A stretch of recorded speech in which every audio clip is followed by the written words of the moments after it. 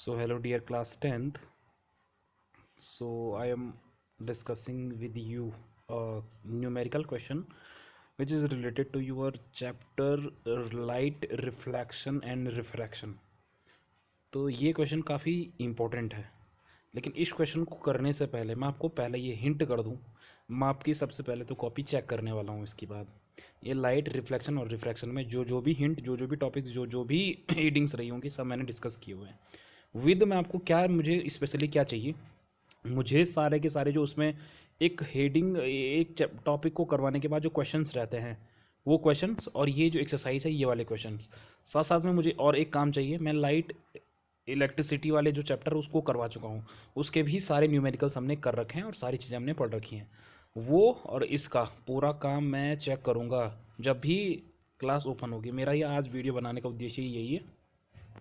जैसे आपको करना क्या है, देखो चैप्टर में बताता हूँ। चैप्टर में करना क्या है, देखो ये जैसे एक टॉपिक करवा दिया ना, तो उसके ऊपर ये रहता है लास्ट की एक्सरसाइज, नहीं बीच बीच में रहते हैं क्वेश्चन इस टाइप के।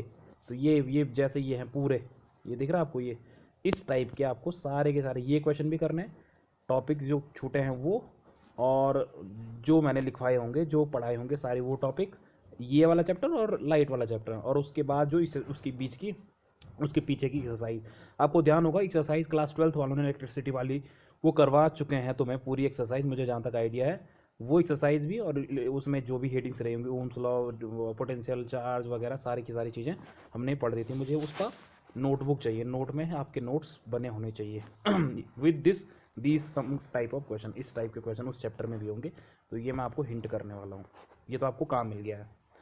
ठीक, अब मैं इस क्वेश्चन की बात करता हूँ। ये क्वेश्चन काफ़ी महत्वपूर्ण है, बाकी डेफिनेशन सेक्शन में आपको पता है क्या क्या करना है, पर इस क्वेश्चन से कुछ चीज़ें आपको पता लग जाएंगी कि ये क्या है। This is very very important question. An object, देखो जरा, एन ऑब्जेक्ट साइज है उसका 7 सेंटीमीटर, 7.0 मतलब 7 centimetre, placed at 20 centimetre, 27 centimetre front of the concave mirror. Okay, focal length जिसकी है 18 सेंटीमीटर। महत्वपूर्ण सारी पॉइंट्स ध्यान से पढ़ेंगे।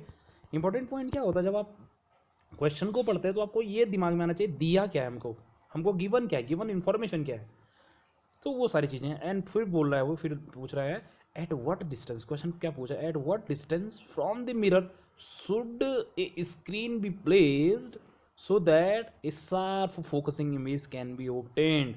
यानी एक उस पॉइंट की डिस्टेंस मिरर से कितनी होगी जिस पे कि हमें ऑब्जेक्ट का इमेज क्या दिखेगा, शार्प दिखेगा। यानी आपको क्या निकालना है, बता सकते हैं आपको निकालना है मिरर से जो इमेज बनना है उसकी डिस्टेंस, और फाइंड द साइज। एक तो उसका साइज भी निकालना है, कितना साइज है, लार्ज है, मैग्निफिकेशन है या नहीं है, नेचर इरेक्ट है या फिर नॉट इरेक्ट है, ठीक है, नॉर्मल है या इरेक्ट है इमेज, वो हुआ गया सारा। तो ये आपको पहले इसमें साइन कन्वेंशन भी पता होना चाहिए, यो मैं बता चुका हूँ आपको साइन कन्वेंशन। ओके, देन मैं थोड़ा आपको हिंट कर लेता हूँ इस क्वेश्चन की, फिर आप न्यूमेरिकल्स आपको कैसे अप्रोच कर रहे हैं। तो गिवन क्या है, देखो एक तो साइज गिवन है, एच गिवन है, ठीक है, placed front of the concave mirror इसके सामने रखी हुई है, ठीक है, यानी ये है माना डिस्टेंस, ये यहाँ पर रखी हुई है ऑब्जेक्ट, ये तो आपको पता है पोल से ऑब्जेक्ट के बीच की डिस्टेंस को क्या बोलते हैं, यू भी दे रखा है, और उस मिरर की आपको फोकल लेंथ भी दे रखी है 8 सेंटीमीटर, एफ भी दे रखा है। तो निकालना क्या है आपको, वी। अब यू दे रखा है, एफ दे रखा है, वी तो कैलकुलेट करना था। तो मिरर जो फॉर्मूला होता है उसमें आपको यू, एफ और वी से रिलेटेड ही होता है वो फॉर्मूला, और वहाँ से दो क्वांटिटीज आपको दे रखी हैं यू और f, then you can easily calculate v. ध्यान ये रखेंगे आप वहाँ पर, मिरर फार्मूला में P पॉजिटिव होता है, ठीक है, बीच में आपको ध्यान होगा 1/u plus 1/b, 1/b plus 1/u, तो इज इक्वल टू 1/f, ये आपको पता होगा। वहाँ पर दो चीज़ें वी यू एफ इनके टर्म्स में ही लिखा होता है वो सारा का सारा फॉर्मूला। इंपॉर्टेंट पॉइंट वो नहीं है, इंपॉर्टेंट पॉइंट है साइन कन्वेंशन। साइन कन्वेंशन का मतलब ये है, ये जो u दे रखा है, तो u की वैल्यू जब आप क्वांटिटेटिव रखोगे तो माइनस में रखोगे। आपको ध्यान होगा मैंने ये बता रखा था, इस लाइट बीम अगर इस साइड से है तो इसकी अपोजिट डायरेक्शन में ये है यू, तो ये नेगेटिव हो जाएगा, ये है negative, negative 27। F b negative 18, क्योंकि ये लेंस, सॉरी लेंस नहीं, ये कौन सा मिरर है, कॉनकेव मिरर, कॉनकेव मिरर की जो फोकल लेंथ होती है वो नेगेटिव होती है। तो यू दे रखा है, लेकिन आपको फॉर्मूले में फॉर्मूला कुछ ऐसा होता है 1/f is equal to 1/v या 1/u plus 1/u, 1/v plus 1/u। आपको यहाँ पर v नहीं रखना है न्यूमेरिकल अप्रोच से, यहाँ पर माइनस नहीं, यहाँ पर ये v कैलकुलेट करना है, ये u माइनस का 27 माइनस का 18 ये डालोगे, फिर इस v को कैलकुलेट करना, आप इसको ट्रांसफर कर देना, इसको इस साइड ले करके, फिर जो भी आपकी v की वैल्यू निकलेगी, मुझे पूरा विश्वास है v की वैल्यू भी नेगेटिव आएगी, v की वैल्यू भी नेगेटिव आएगी। अगर ऐसी नहीं आ रही है तो आपने कुछ ना कुछ गड़बड़ कर दिया, मुझे ऐसा लगता है। आना भी चाहिए क्योंकि कॉनकेव मिरर है, वो नेगेटिव आने का सेंस ये है, नेगेटिव आने का सेंस है, गणित बता देती है तुम सही कर रहे हो या नहीं कर रहे हो। नेगेटिव आने का सेंस ये है, आपका जो इमेज बन रहा है वो मिरर के सामने बन रहा है, यहाँ इस साइड, यहाँ v नेगेटिव आएगा। वो सवाल जब आप इस क्वेश्चन को करोगे, न्यूमेरिकली पूरा ट्रीट करोगे, आपको ये v आपको मिलेगा। ओके, फिर वो बोल रहा है चलो ये तो हुई कि कहाँ पर बनेगा, तो आप बोलोगे मिरर टू जो शार्प ऑब्टेन होगा हमें, तो फोकस जो होगा इमेज का वो मिरर से v जितनी भी डिस्टेंस होगी, मुझे नहीं पता कितनी होगी, इतने डिस्टेंस पे ऑब्जेक्ट का शार्प इमेज हमको मिलेगा from the pole of mirror और फ्रॉम दी मिरर्स। अब वो बोला नेचर, साइज, साइज का मतलब आपको m मैग्निफिकेशन कैलकुलेट करना है, ये कैलकुलेट करना है। तो कैसे कैलकुलेट होगा ये बताओ।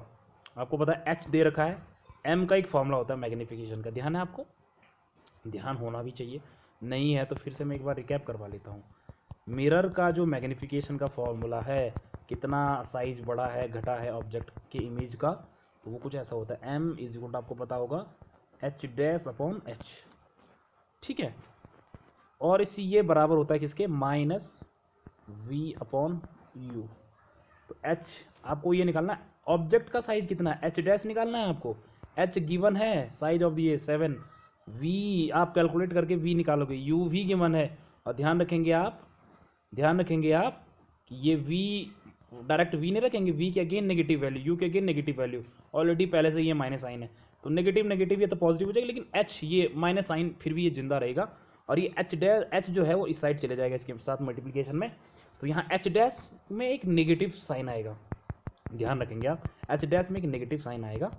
ओके, और ये नेगेटिव साइन क्या बता रहा है फिर बताओ, h डैश नेगेटिव है, क्या बता रहा होगा ये, कोई बता सकता है, किसी के माइंड में अगर आइडिया आ रहा है तो h डैश नेगेटिव है, इसका मतलब ये है, sign convention again important, h तो यहाँ रखी थी हमने, ये है h, और h डैश नेगेटिव आने का मतलब ये जो प्रिंसिपल एक्सिस है, प्रिंसिपल एक्सिस से नीचे के लिए ऑब्जेक्ट है, तो इसको क्या बोलेंगे, इसे बोलेंगे इरेक्ट हो गया है, उल्टा हो गया है इमेज, h डैश नेगेटिव का मतलब होता है इरेक्ट हो गया है। तो जो नेचर पूछ रखा था, नेचर है इरेक्ट का, और h डैश अगर h से छोटा आया, h डैश अगर h से छोटा आया, ये h डैश, एक सेकेंड, ये h डैश है, h डैश अगर h से छोटा आया तो स्मॉल, साइज होगा स्मॉल, और नेचर हो जाएगा इरेक्ट, ठीक है।